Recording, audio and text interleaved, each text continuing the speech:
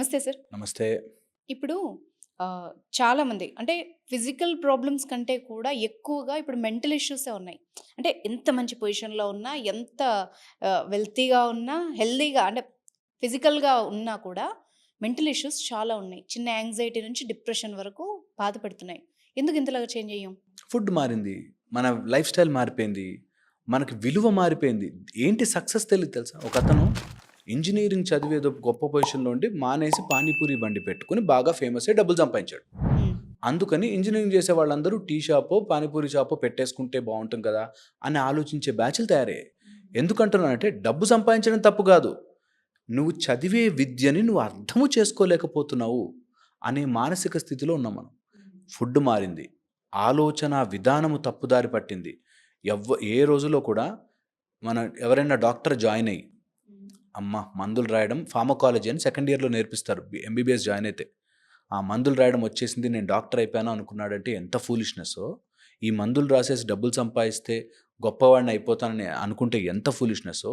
అలాగా ఒక విద్య నేర్చుకునేవాడు దాని నుంచి డబ్బులొస్తాయి నాకు అని ఆలోచించేవాడు ఎప్పటికీ మంచి మార్గంలో వెళ్ళలేడు. ఇప్పుడు మనకున్న సక్సెస్ అంతా డబ్బే. అవును. డాక్టర్ అయితే బాగా డబ్బులు సంపాదిస్తావురా!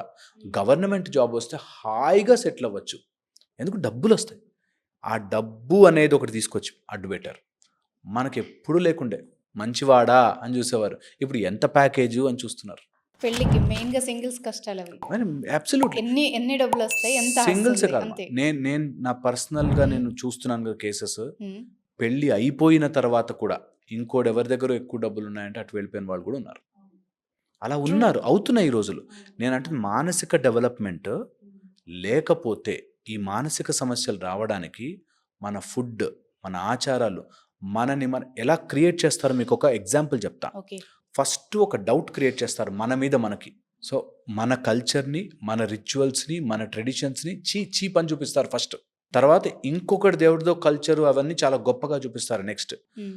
మన కల్చర్ మీద మనకే డౌట్ క్రియేట్ చేస్తారు నెక్స్ట్. ఆ డౌట్‌ని వాళ్ళు కొన్ని ప్రూఫ్స్‌తో ఈ మీడియా ద్వారా కానీ, లేకపోతే వాళ్ళు బై చేసిన మీడియా ద్వారా కొన్ని రాంగ్ ప్రూఫ్స్ చూపిస్తారు. అది నిజమని నమ్మాక మనని మనమే మోసం చేసుకుంటూ వెళ్ళిపోతాం. ఇలాగ జరుగుతోంది ఇప్పుడు ఈ అవును. రోజుల్లో. ఇది జరుగుతుంది కాబట్టి మనకి ఫుడ్ మారిపోతుంది అంటే all chemicalled food. Okay. Chemical food కాదు అని ఇప్పుడు కొత్త ఆర్గానిక్ ఫుడ్ అన్న దాంట్లో కూడా కెమికల్స్ ఏసి అలా కూడా మోసాలు జరుగుతున్నాయి. ఓకే. ఆయిల్స్, రకరకాల లైఫ్ స్టైల్ మోడిఫికేషన్స్, డైట్ పేరుతో వాట్ నాన్‌సెన్స్ చెప్తున్నారు. డైట్ పేరుతో. అండ్ మన దగ్గర నుంచి తీసుకెళ్ళి యోగా, ఆసనాలు, ఏరోబిక్స్ అని మనకే తిరిగి అమ్మారు. ఎక్కడ హర్ట్ అవుతుందంటే, ఇవన్నీ మన వాళ్ళు తెలుసుకొని ఒక్క క్షణం అవును ఓకే. వాళ్ళు చేశారు గొప్ప పనే. వాళ్ళు చేసింది మనం తప్పు పట్టట్లే. మనది మనం డెవలప్ చేసుకుందాం అనే ఆలోచన రాకుండా అయిపోయారు. So, which creates lot of trouble.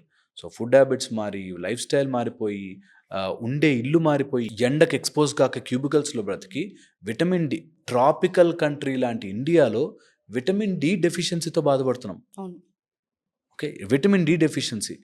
Iodised ఉప్పు తింటూ థైరాయిడ్ ప్రాబ్లమ్స్‌తో బాధపడుతున్నాం. అన్ని రకాలుగాను. సో, అందుకని వాట్ ఐ పర్సనల్లీ ఫీల్ మన విద్యల్ని మనం తవ్వి తీసుకోవాలి. మన జీవితాన్ని మనం వెనక్కి తీసుకోవాలి. దీనికొక సిస్టమ్ రావాలి. దీన్ని స్పిరిచువాలిటీ తప్పు, సైన్స్ తప్పు అని గొడవ కోసం కాదు.